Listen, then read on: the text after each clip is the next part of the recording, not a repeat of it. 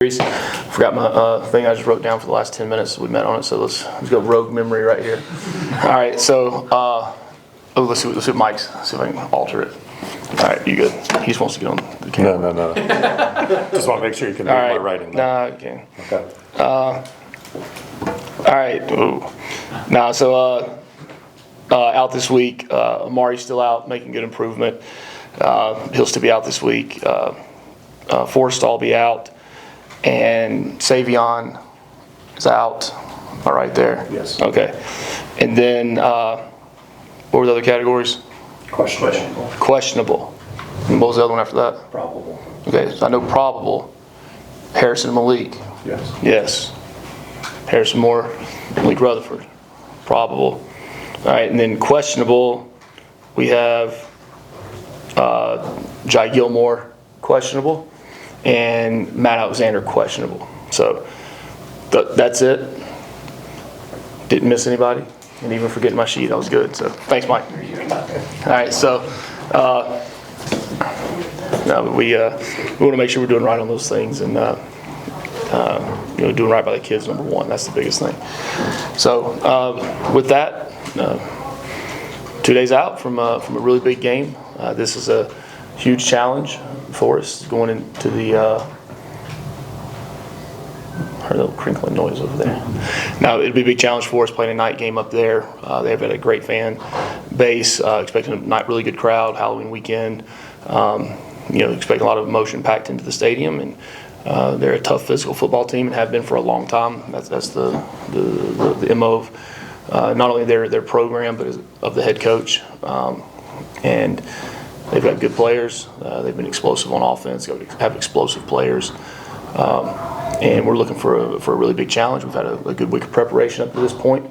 The team's excited and excited to go compete against a good ACC opponent.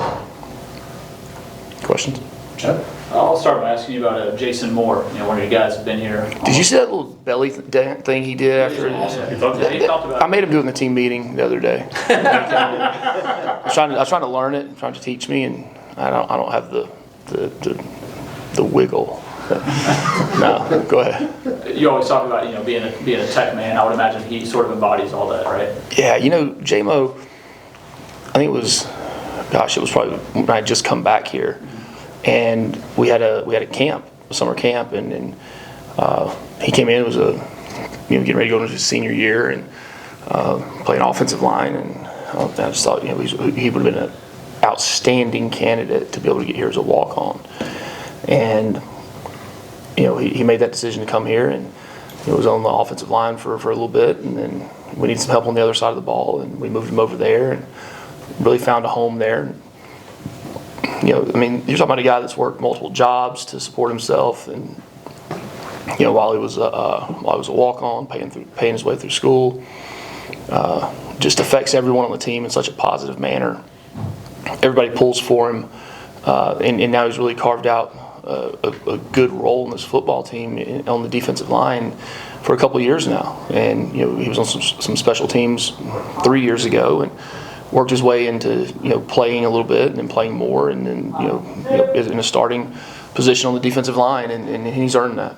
It's not by default. It's what he's earned, and to go through that journey that he's been through and be able to have success that he's had. Really, really bright future for J-Mo. Coach, I want to ask you about Ethan McKinney. He was recently announced as AC lineman of the week. Just what have you seen in terms of him and his progression and how well he's been playing? He's been playing good football, really good football.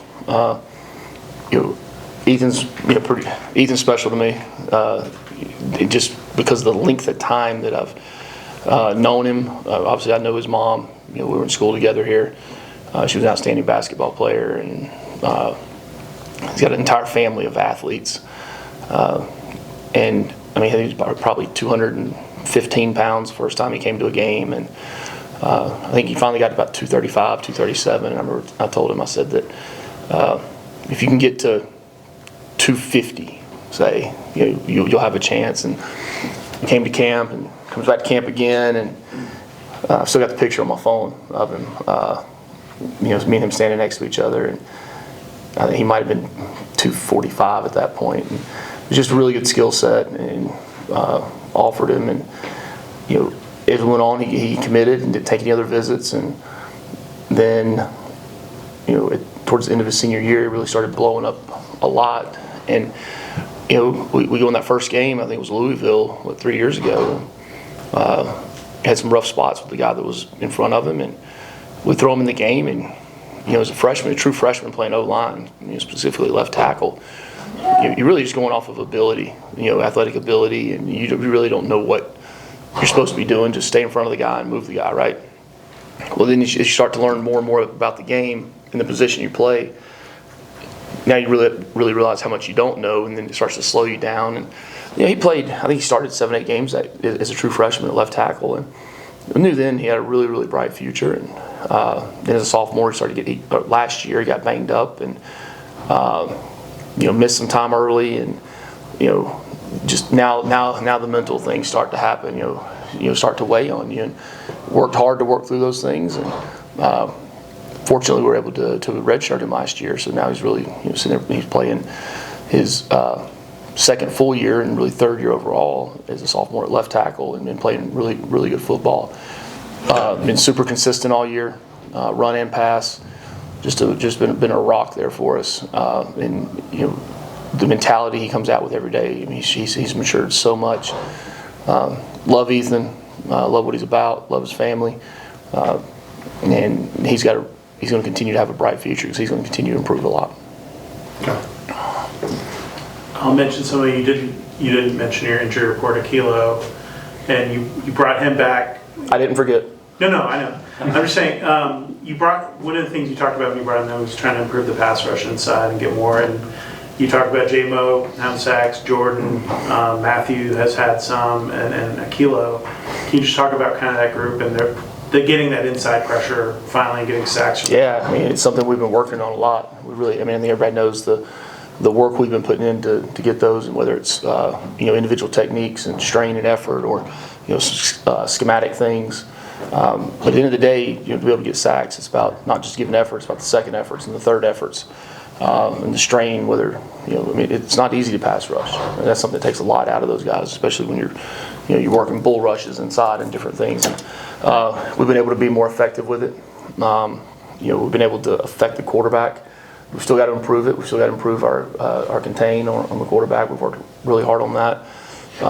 Muddying up those gaps up front, and I've been really pleased with those guys with their improvement. And I still feel like we have a long way we can go. And Akilo's been really a force with that, with being out 3 games. I think 3 games.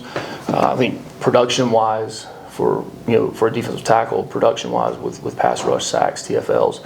I think he's still one of if not the top of the position right now. So excited that he's back. He's excited that he's back. I mean, he's been in such a great frame of mind this week, just knowing he's got a chance to come back. He said he was able to sit back and do a little reflecting when he's out, and it really sometimes that's really good for guys, really good. And I'm expecting a really good game Saturday night from him. The secondary's been pretty banged up here over the last couple of weeks. What have you seen from some guys who are potentially? Well, you just said it. You just said they're banged up. So. Yeah. But who are some guys? Who are some other guys maybe that are stepping up in practices and what? They're backups. I mean, the same guys that have been playing. It is. I mean, we've been pretty good.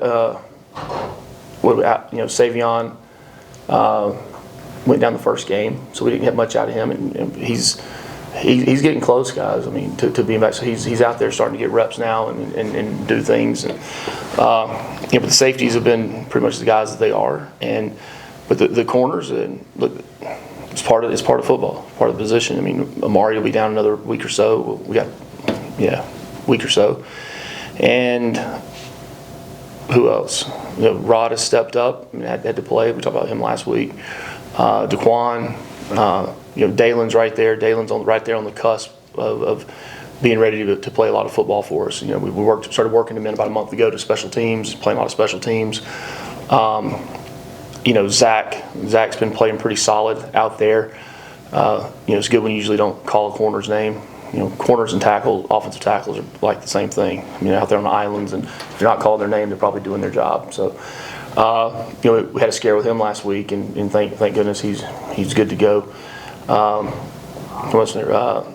John Mitchell, is another one that's been getting a lot of valuable reps, learning from his mistakes, improving things. I mean, he's been a sure tackler for us when he's been out there. Had a couple last week where he stuck his head in where he shouldn't have, and ball ends up spitting. But he'll learn from those things and continue to grow. He's young, the redshirt freshman. So again, like I think I said on Tuesday, that's why we play a lot of guys early in the season. A lot of guys getting valuable reps, and we're going to need all of them. John. Chad Alexander was your number 2 running back most of last year, and he had a chance to actually, I guess, redshirt now technically for this season, and with only 4 games left. Just can you talk about how his progress has been coming back from his injury, and kind of, is he a guy maybe you expect to help you down in these last 4 games going into whatever postseason you guys have? Yeah, I mean, first off, I'd like to compliment you on doing a good job with the guys that are no longer on the injury report, and asking questions about them. But we'll see Saturday night. Excited he's back. Anything else? Chatter? Well, Tuesday we talked about the margin of error, the havoc rate. Have you seen those numbers steadily improve? Have they sort of maintained? Since Tuesday? Yeah, since Tuesday. No, they're. It's funny. We talked about it on Sunday. Is when I show them those numbers, and we've improved, but the improvement's still this, right? And from the first game to now, if you want to look at it like that as a whole, there's improvement. But not consistent. No. It's not every week you're going to get lower, higher. But they're going in the right direction. A lot of it depends on the plays played. Right? Well, that's why it's a percentage. That's why it's not just total. And that's the thing I like about it, and why I like using it. Because whether you play 60 plays in the game, 55 plays in the game, or 95 plays in the game, it's going to give you a true look at that. And I look at that in production on defense, production on offense too. I don't care how many TFLs somebody has or how many pass breakups. Well, how many plays are they playing? What's the percentage of time they're out there that they're actually impacting the game? And then we put it all together in the offense, defense, the havoc, and the margin of error. Now we've improved on it. I think that's pretty obvious by the turnover in the games. But also we've improved on the turnovers, but we've got to continue to improve on the takeaways, because we're looking at overall margin, turnover margin for a team. It's not just one side of the ball that you win games with. I don't believe in that. It's complementary football. It's playing a full game, all 3 phases. We got to continue to work on that. Getting our hands on the football. Getting takeaways, getting the ball out, protecting the ball on offense. We had a couple last week that could have been turnovers that were ball spit out, and we can't have those. So I think defensively the pass breakups have improved over the last really 3 weeks. We're still kind of hot and cold with the TFLs. The TFLs are what really, the tackles for loss. That's what really increases or decreases that number, because you can look there and say, okay, well, on offense, we didn't give up a sack this game, but we had 5 or 6 TFLs. Well, that category it's the same. It's sacks and TFLs combined. It's plays made behind the line of scrimmage. So, same thing. You might have 2 or 3 sacks in a game, but you don't get any TFLs. All right, it's about getting those guys to go the other way and us not going that way on offense. So, they've improved over the year. As I think you probably guessed, I'm never going to be satisfied with it until it's consistently at a 0. So, how can you quantify how important Haynes King has been for this program in terms of? Do I need to? So having someone in that leadership position with the maturity that he's developed here and his toughness and all that, how that trickles down through your team, like having that at the top and what that's kind of meant to building what you want to build here at this program. Yeah, he's the quarterback, so he gets the there's going to be more stories written about him. There's going to be more things said about him because he's the quarterback. It's the nature of that position, right? But there's 50, 60 other guys on the team you could write about and talk about that are the exact same. As far as their mindset, their toughness, their will to win, putting the team first, all those things that we talk about with him. He just happens to be the quarterback and be the tip of the spear, I guess you'd say, for what we are. I mean, and deservingly so. I think the first words that come out of everybody's mouth when they talk about Haynes are the toughness and the grit, but that's a given. We know that, right? it's time people start talking about, what a complete quarterback is too. Ability to run, throw, lead, get everybody set. The amount of times that, I'm looking at the clock every play and that thing's ticking down. I'm standing right there by the official. 4, 3, and that was about 2 years ago. I think we were playing Miami, and I'm sitting there, and he gets to 1, and I bang the timeout, and he comes to the sideline. He goes, "I was gonna snap it." So now I sit right there, and I'm like, and sure enough, I'm like, boom, there's the ball. I'm like, so there's a comfort, there's a sense of comfort that go hand in hand, right? You know your players, the players know you. You know your coaches know you, and that's what continuity does. That's what keeping players in your program and retention does. It allows you to build that rapport with guys. And now when you're on the field playing, it truly is. It's everybody playing together as one, right? Because you feed off each other. It's no different than a guard and a tackle playing next to each other for a lot of games. Same with the head coach and the quarterback. Now you have to manage the game. Anything else? Ajay? Just wanted to ask you, Coach, just about the defensive line. Your thoughts on how it's performing? You just talked about Jason Moore, but obviously Monty Brown's having a pretty good year for you. Leads you with 2.5 sacks. Got Jordan Vandenberg, who's been impressive as well. Just overall thoughts on the D-line. Yeah, I've said it. I think early in the season, a lot of people were saying, well, we got to get more sacks, we got to get more TFLs, and look, I agree, I want those too. Right, but I also want to stop the run. I want to be able to do this. I want to be able to clog up the gaps. And we were very hot and cold early. We had okay, then we weren't good, then we were good. But I've seen the last 3 weeks consistency, and that's what I'm looking for. I'm looking for consistency. I'm looking for how they play every play. How they're using their hands, how they getting off blocks. And I think that's what it was early on. There was I know. There was a lot of times we would be where we're supposed to be, right? Playing the block the way we're supposed to play it, but right now where's the overlap in the defense? Where are we getting off the block and shedding the block, getting to the ball carrier so it's more than one person, right? If we, if we're in our gap, but that gap's getting expanded and getting widened, and now it's the one person that has to fill the gap. There's a lot of room in there. So being able to constrict the areas, the running lanes, being able to compress the pocket, they've made improvement again, but every week needs to continually see an improvement. Right? You're either getting better or worse, and that's as a football team. That's by position. That's by side of the ball. Right? You're not just going to stay the same as they've been good. So that's why I'm always saying, well, it's either this or it's this or it's this. You don't just stay the same. You're always getting better or worse, and I think the position as a whole is improving right now at the right time. Garrett? Coach, something we've seen kind of in Rose starts specifically is just a bit of a slow start. But how have you addressed that with the team? You've been a definite half empty guy today. You're usually a half full guy. You really are. You're usually half full. Yeah, I am too. So, give me some details. Just Colorado. You go all the way back to week 1 if you want to. We were moving the ball really well, but we just did. Thanks, Kelly. I forgot. And then I forgot that's what happened. Wake Forest. Wake Forest. We played like crap. But slow start. How do you address that? Is that something that you can address? Or we asked this we talked about this 2 weeks ago, didn't we? Mm-hmm. What I say? Battery charger. And if that didn't work, it was going to go to a what? Cattle prod.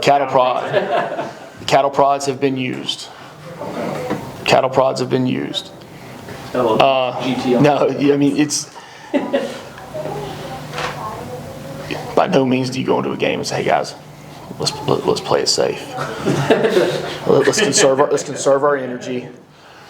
Let's go out there and just make sure we can last and make it to the foot. So just don't give too much early. We'll come in at halftime and give you some gummy bears and some Powerade and get you some energy, and then we'll go." Not at all. But I want to start fast. I want to play fast in the second quarter. Let's come out in the second half and play fast. It's very interesting though when you look at the season as a whole, what quarters we actually have played the best in. If you start out fast, or not if, when you start out fast, inevitably the next week the questions will be, how do we continue to keep it going in the second half? All right? How do we finish better? So, but look, from my standpoint, every quarter, every half, every drive we have should be better than the last. Yeah, I want to start out fast in that second drive. I want to be faster than that. All right, I want to be better than that. Same on defense. I mean, I think the first quarter we've given up 16 points in the first quarter this year. All right, so we've started fast on defense. So what's the reason of that? We've given up 16 points. Within second quarter, we got to play better in second quarter. So as a whole, as a football team, there's ebbs and flows. That's always going to be the case. Even though as a coach you don't want it, you coach to not have those. But at the same time, it's complementary football. I keep saying that. Right? There's going to be times, and I hate to say it, that the offense might come out and the defense has good players too, or the defense has good coaches. You know, maybe it's not mistakes. You know, first game of the year, that was on us. Second game of the year, first year, that was on us. Right? Can we execute better at times? Yes. Other times they have good coaches and schemes they've put together, and you know, a couple of those games, you know, the opponent we were playing had a bye week the week before. That's been a very big thing when you look at it. You look at the bye weeks that come in front, and then the execution. So you got to ask him. He's about broke the door when he went out. It was red.